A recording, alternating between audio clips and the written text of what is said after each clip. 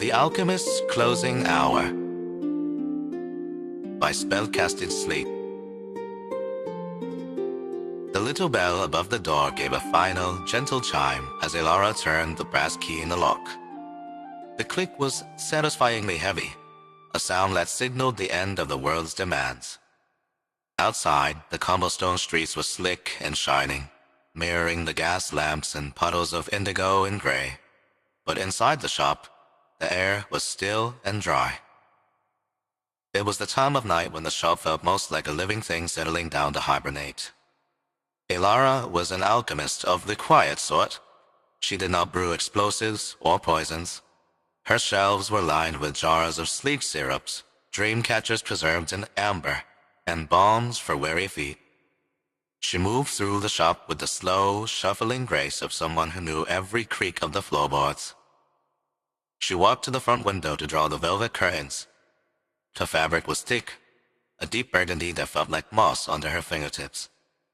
As she pulled them together, the sound of the rain against the glass became muffled, transforming from a patter into a distant, rhythmic hum. The world outside was gone. There was only the shop, the fire, the smell of drying sage. Elara moved to the counter to tidy up the day's work. She picked up a glass pistol, wetting it down with a soft cloth. The glass caught the light of the hearth, glowing with a warm orange tint. She placed it back in its mortar with a soft clink. Next to it sat a row of small crystal vials. She arranged them by height, her movements unhurried. One by one, she turned the labels to face the front. Essence of lavender, whispered lullabies, morning dew. The repetitive motion was soothing. There was no rush.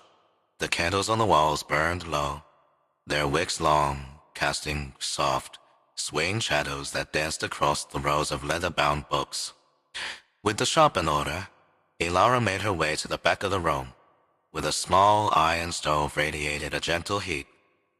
A copper kettle sat upon it, whistling softly, not a shriek, but a low, breathy note. She poured the hot water into a large earthenware mug. The steam rose immediately, curling into the cool air of the high-ceilinged room. She dropped in a bundle of dried chamomile and lemon balm, and as the water darkened to a pale gold, the scent filled the small alcove, sweet, herbal, and profoundly grounding. Elara took the mug with both hands, letting the ceramic warm her palms. She walked slowly towards her reading chair, a massive, overstuffed wingback upholstered in worn leather that creaked welcomingly as she sat. She did not open a book. Instead, she simply sat, her head resting back against the smooth leather. She watched the fire in the grate. The logs were burning down to embers, glowing with a pulsing red heat that seemed to breathe in time with the room. A log shifted, settling deeper into the ash with a soft rustle. Her eyes grew heavy, mirroring the dimming light of the room. She took a sip of the tea, the warmth traveling down her throat, settling in her chest. Her hands rested in her lap, the mug held loosely. In the corner, a large grandfather clock ticked. Tick, tock, tick, tock. It was slow, a heavy rhythm or heartbeat for the building. It did not mark the passing of time, but rather the deepening of the peace. Elara's breathing slowed. The day was done.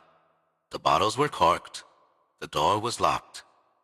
The rain continued its vigil outside, a blanket of sound wrapping the shop in safety. She pulled the wool throw blanket from the arm of the chair and draped it over her legs. It was heavy and coarse-woven, trapping the heat against her. She sank deeper into the cushion. The fire was just a glow now. Shadows stretched out, embracing the corners of the room. Elara closed her eyes. The shop was asleep, and soon she would be too.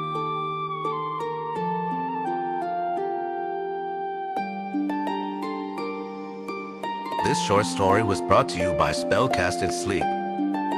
Like and subscribe to SpellCasted Sleep for more short stories to fall asleep to.